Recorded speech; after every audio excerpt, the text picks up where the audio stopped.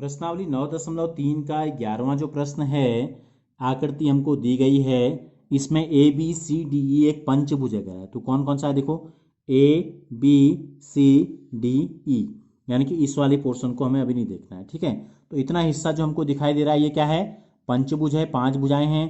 देखो, पहली A B, दूसरी बी सी, तीसरी सी डी, चौथी डी ई और पांचवी ई ए।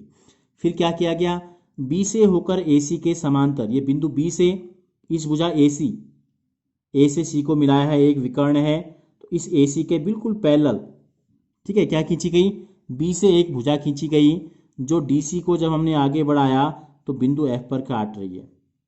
तो हमें सिद्ध करना है number 1, area of A C B. कौन सा है ए सी बी, देख लो, ए सी बी, ठीक है। और area of A C F, A C F, यानी कि ये वाला जो त्रिभुज बन रहा है हमारा यहां से लेकर यहां तक, इतना, इसका जो क्षेत्रफल है वो इस वाले क्षेत्रफल के बराबर है। किसके बराबर है, ये जो दूसरा त्रिभुज हमारा इधर बन रहा है ये, ठीक हो गया। तो हम क्या, देखो हम इसको हल करते हैं, दिया है प्रश्न में, यहाँ पर नोटी है, जो ज्ञात करना है ये भी नोटी है, ये दो चीज़ें हमको सिद्ध करनी है। तो हम सीधे हल की तरफ बढ़ते हैं। आप चाहें तो लिख लें, पहले दिया है ये सब चीज़ें आपको लिखनी है, ज्ञात करना है हमें, ये आ जाएगा, हल की तरफ हम बढ़ते हैं। अपने मन से कोई भी रचना हमको इसमें करनी नहीं है। तो हमको यहाँ पर साफ साफ लिखा है, बी से होकर ए सी के समांतर खींची गई रेखा, बी से होकर किसके समांतर, ए सी के समांतर बी से खींची गई रेखा डी सी को एफ पर मिलती है, यानी कि बी एफ जो है ए सी के समांतर है, या कहें ए सी समांतर है बी एफ। ये प्रश्न में दिया गया है, ठीक हो गया। अब हमको जो दो त्रिभुज बराबर सिद्ध करने हैं, इन दोनों त्रिभुजों को देखो, चूंकि त्रिभुज ए सी बी मैंने यहां बनाया है, देखो ए सी बी, व दूसरा त्रिभुज ए सी एफ, तो नाम से ही पता चल रहा है हमको ए सी और ए सी दोनों में आ रहा है ना, तो यानी कि दोनों में ए सी कॉमन है। वो कॉमन क्या है, हम ये मान लेते हैं कि ये दोनों त्रिभुज कहाँ खड़े हैं, ए सी पर, बेस जो इनका है वो हम मान लेते हैं आधार। चूंकि त्रिभुज ये व त्रिभुज ये दोनों समान आधार ए सी, जो कि दोनों में कॉमन है, पर खड़े हैं, ठीक है। चूंकि दोनों समान आधार ए सी पर खड़े हैं, तथा एक ही साथ एक वाक्य में बनाने थे, दो वाक्य बन गए, कोई बात नहीं, दो वाक्य में भी लिख सकते हैं, तथा दोनों एक ही समांतर रेखाओं के मध्य, एक ही समांतर रेखाओं के मध्य, देखो लगातार इस प्रमेय की जरूरत हमको पड़ रही है इन सभी सवालों में, एक ही समांतर रेखाओं के मध्य स्थित हैं।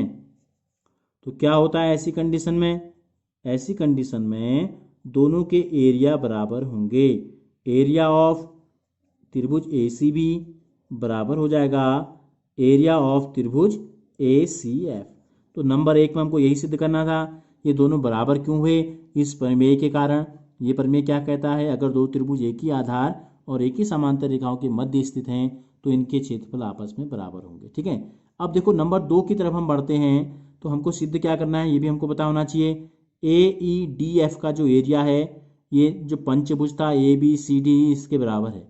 अब ये ए ई डी एफ है क्या, देखो ए ई डी और एफ, यानी कि ऊपर वाले इतने पोर्शन को अगर हम छोड़ दें, ठीक है, किसको छोड़ देना है हमें छोड़ देना है, इतने पोर्शन को हमें छोड़ना है।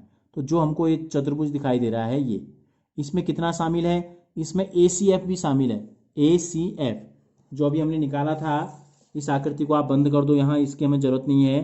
पहला जो हमें सिद्ध करना है वो ये है, ए ई डी एफ क्या दिया है, जो हमको सिद्ध करना है, देखो ए ई डी एफ इतना।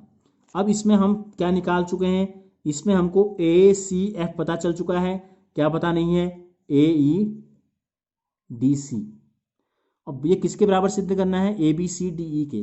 अब ए बी सी डी ई ये है, इसको बंद कर दो, इतना पोर्शन। तो देखो ए बी सी डी ई, अब इसमें भी हमको ए बी सी पता है, क्या पता नहीं है? ए ई डी सी।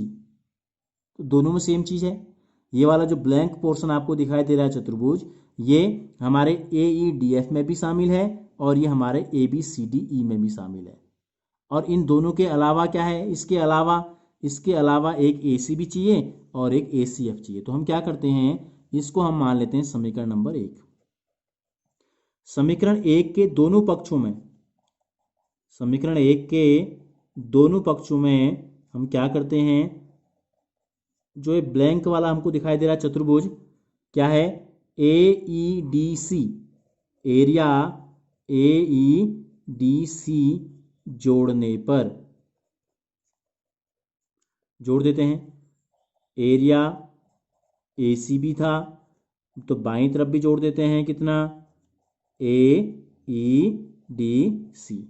दाईं तरफ भी जोड़ देते हैं, ए सी एफ था पहले से, इसमें हमको जोड़ देना है एरिया ए ई डी सी। तो क्या फ़ायदा हुआ हमको? तो पहले तो इसको देखो, यह है ए सी एफ, ठीक है, या ए सी बी हमको लेना है। इसको देखो, ए सी बी, ए सी बी, इसमें हम जोड़ देंगे ये, तो क्या बन जाएगा? ये पूरा बन जाएगा 1 2 3 4, 4 भुजाओं वाला चतुर्भुज। नाम क्या है इसका? इसका नाम है ए ई डी, 1 2 3 4 5, पंचभुज बन रहा है, ठीक है। A E D C B या ए बी सी डी ई बन रहा है। और जब हम इसमें जोड़ देंगे, जब हम क्या करेंगे, हम ए सी बी में, क्या है, ए सी एफ में, ए सी एफ में जब हम ये जोड़ देंगे तो क्या बन जाएगा? ये पूरा पोर्शन बन जाएगा इतना, इसका नाम है A E D C F. तो ये हो गया। जब ए सी बी में हम जोड़ रहे हैं, यानी कि इस वाले में, तो ये बन जा रहा है area of A B C D E. और जब हम ए सी एफ में जोड़ रहे हैं, ए सी एफ ये वाला था पोर्शन, तो ये बन जा रहा है ए ई डी और एफ। तो यही हमको क्या करना है, यही हमको सिद्ध भी करना था। तो यहाँ लिख देंगे प्रूव्ड। तो केवल एक थ्योरम का प्रयोग हो रहा है। वो थ्योरम क्या है कि एक ही आधार और एक ही समांतर रेखाओं के मध्य स्थित दो त्रिभुज क्षेत्रफल में बराबर होते हैं।